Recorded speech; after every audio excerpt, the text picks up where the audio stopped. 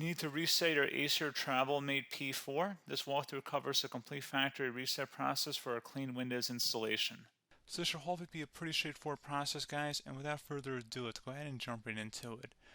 It's supposed to not delete your personal files. I strongly suggest that you create a backup of any important files or documents before you proceed, because even though it might say that it's going to save your personal files, there's no guarantees that it will, so just keep that in mind, and we're going to go ahead and jump right into it.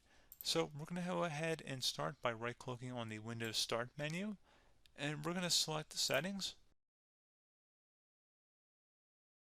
You want to select System, and then on the right side, scroll down until you get to Recovery.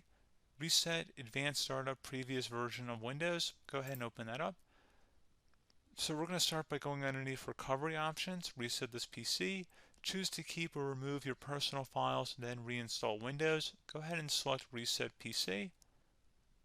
Underneath Choose an option, Keep My Files removes apps and settings but keeps your personal files.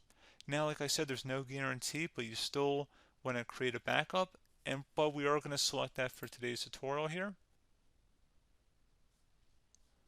And it's going to ask how would you like to reinstall Windows. I usually do a local reinstall, so that's what I'm going to select.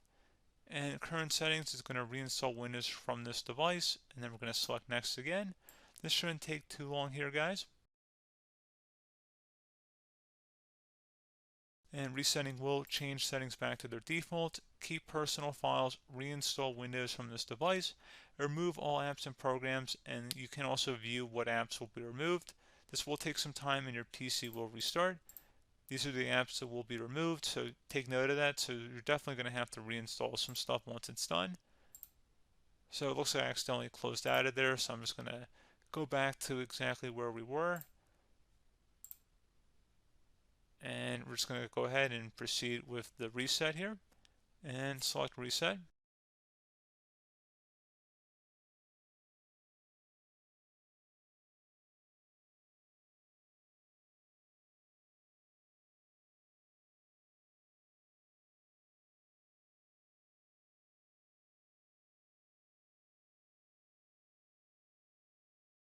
And there you go, guys. Should be simple as that.